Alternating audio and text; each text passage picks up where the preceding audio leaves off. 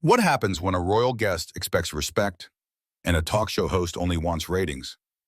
What begins as a high-profile TV interview with Prince Harry on Jimmy Kimmel Live turns into one of the most jaw-dropping on-air disasters in recent memory.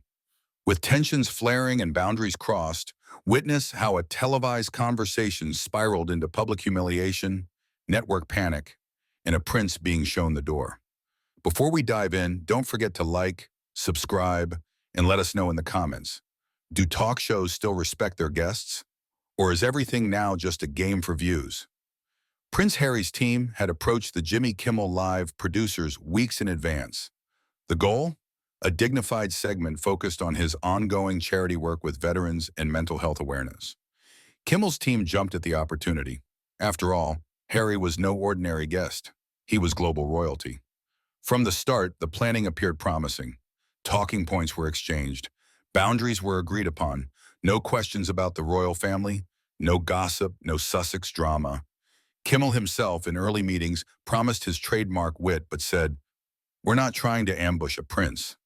Harry arrived at the Hollywood studio calm, collected, and dressed in a sleek navy suit. He shook hands with the crew, complimented the backstage staff, and took a quiet moment alone before the show began. Audience members, many waving Union Jack flags, buzzed with excitement. The opening monologue was standard Kimmel fare. Political jabs, pop culture jokes, a few self-deprecating lines. But the tension began when he introduced Harry. "Ladies and gentlemen," Kimmel grinned, "joining us tonight, he's been called a hero, a renegade, and a royal pain. Prince Harry is here." The audience laughed, but Harry's smile faltered. He walked out to loud applause, waved graciously, and sat beside Kimmel with practiced composure. But behind that polite smile was the beginning of a storm. At first, the interview stayed on track. Harry spoke eloquently about his work with wounded veterans, his advocacy for PTSD awareness, and upcoming charity events. Kimmel leaned in. "That's all admirable, Your Highness. But come on, let's not pretend people tuned in for military statistics. You've got some family drama that makes the Kardashians look like monks." Laughter erupted. Harry chuckled politely, but replied firmly, "I came here to talk about things that matter to struggling veterans and young people facing mental health challenges, not to feed the tabloid machine." Kimmel smirked. "Relax, Harry. It's just a chat. But seriously, what's Thanksgiving like when you're dodging texts from King Charles?" A cold silence followed. Harry straightened. "Jimmy, I made it clear I wouldn't discuss my family." Kimmel shrugged. "Then maybe don't write best-selling memoirs about them." Audience reaction shifted. The laughter quieted. Some groaned. A few clapped, unsure. Harry's tone turned serious. "I wrote that book to heal.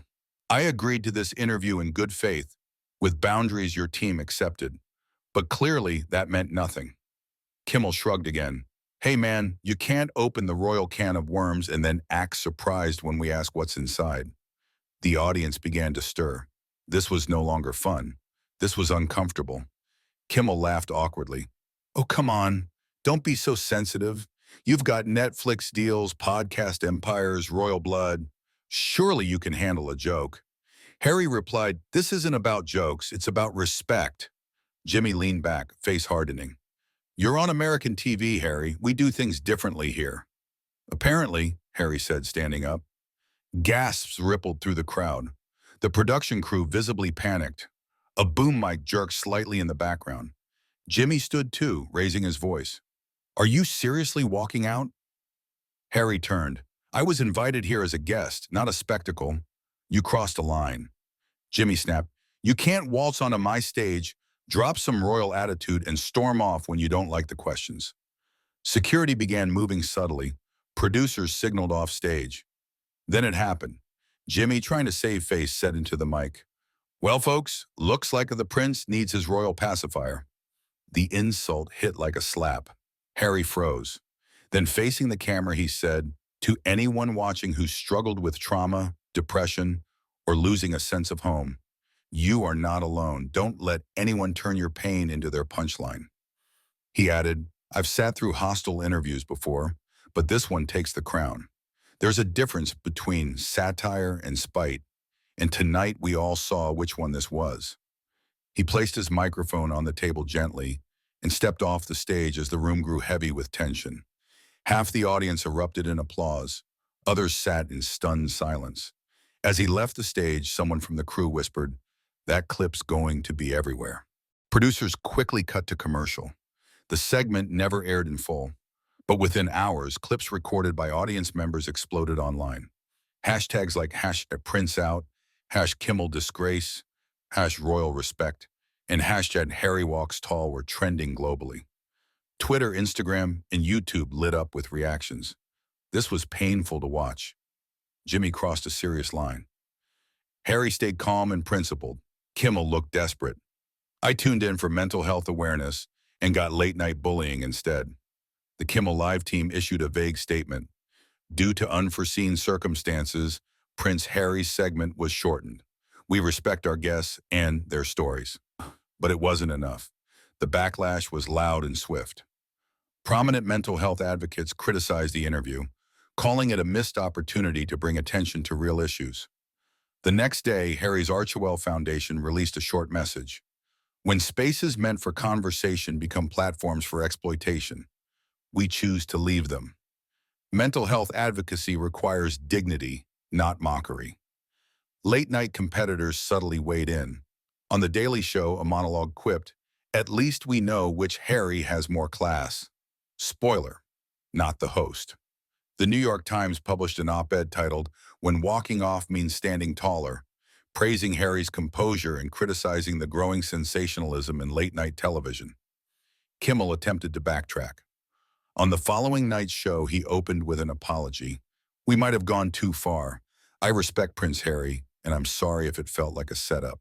That wasn't the intention." But the words rang hollow. He avoided directly acknowledging the prince's critique about media exploitation. Behind the scenes, staffers admitted to journalists that the mood backstage was tense and regretful. Harry, meanwhile, was invited to speak at a global mental health summit weeks later. His keynote included an indirect reference. Sometimes the best way to protect your peace is to stand up, even if it means walking out. The crowd gave him a standing ovation. In the weeks that followed, donations to Harry's veteran support initiatives tripled. A documentary platform approached him about producing a new series focused solely on real mental health stories, without the gossip. Meanwhile, Kimmel's social media comment sections were flooded. Some fans defended his right to ask tough questions, but many more wrote variations of, "You lost a viewer tonight. So what do you think? Did Prince Harry make the right choice by leaving? Or should he have stayed and challenged Jimmy Kimmel more directly?" Let us know in the comments below. And if you believe in respectful storytelling and meaningful interviews, make sure to subscribe for more powerful moments like this.